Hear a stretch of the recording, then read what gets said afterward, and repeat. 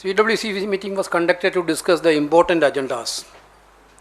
One agenda is one current political situation, to forthcoming assembly elections and organizational elections. A copy of the opening remarks of the Honorable Congress President at the CWC meeting already has been circulated to the media. We passed 3 resolutions, one on the political situation, on inflation, and on acute agrarian distress and diabolical attack on the India's farmers. Following this, the CWC also discussed the proposed significant and revolutionary training program for the party workers and leaders. We are going for a massive training program from top to bottom of the Congress party. Party has decided to undertake regular training programs for leaders and workers at all levels. This will be regular and continuous training programs. Though this regular continuous training program, the workers and leaders will be trained in party ideologies, policies, expectation of a Congress worker, grassroots messaging, election managements, failure of present government and countering propaganda. In this regard, it has been decided to conduct an orientation camp for state trainers and in charge at Sevagram, Wardha from November 12 to 15. After that, state level, district level, block level training will be conducted regularly. Further, CWC also discussed and decided to observe a ground mass agitation awareness program named Jan Jagran Abhiyan across the country on runaway inflation and price rise between 14th November to 29 November 2021. This mass awareness and contact program, the party workers may reach up to the maximum number of people and create awareness on the bad handling of economy by the central government and resulted price rise. During the 2-week-long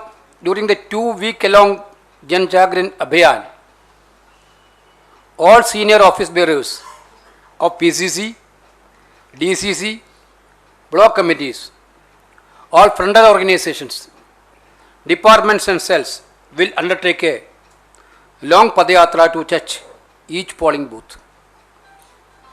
No public meeting but small group meetings will be held to interact with the common people. It has been also decided that for a successful implementation of the mass awareness contact program, the PCC will set up control rooms in each state and state level trainers will be given 2-3 days training in the AICC. They will further training designated people at district and booth level. CWC also discussed the organization election schedule in detail. The CWC has approved to conduct the organization election in the following schedule.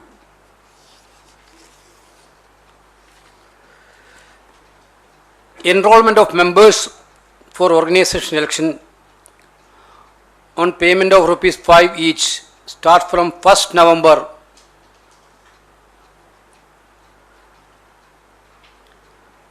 that is, it will start on 1st November 2021 to 31st March 2022.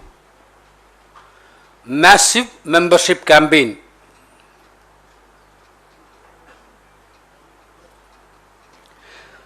DCC shall publish preliminary list of members together with the list of eligible contestants for participation of the election enrolled up to 31st March, that is before 15th April 2022. That means 1st April 2022 to 15th April 2022. This is preliminary list publication of the list of eligible contestants and primary members. Election of president and executive of primary committees or primary committees, booth committees and block committees, and election of block president and executive committees and one member of PCC by block committee from 16th April 2022 to 31st May 2022.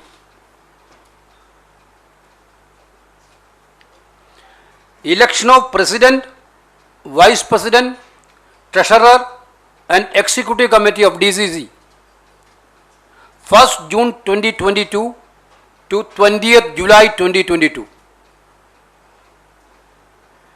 Election of PCC president, vice president, treasurer and PCC executive and AICC members by the PCC general body 21st July 2022 to 20th August 2022. Then election of the AICC president 21st August 2022 to 20th September 2022. 21st August 2022 to 20th September 2022. Election of CWC members and other bodies by the AICC members. During the plenary session, date to be announced later, preferably in the month of September, October. This is the election schedule.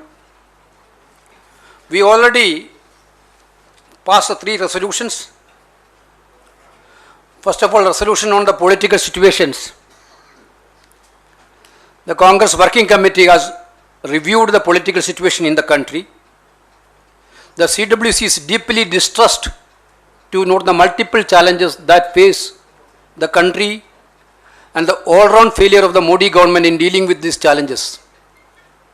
In fact, the catastrophic policies of the Modi government have exacerbated the situation and have placed enormous burdens on the people of the country. CWC, alarmed by the rapid deterioration in the security of the country, both external and internal. Nearly 18 months after the clashes in Ladakh, in which 20 soldiers lost their lives, Chinese troops continue to be in occupation of Indian territory. Nor have we been able to recover our old positions.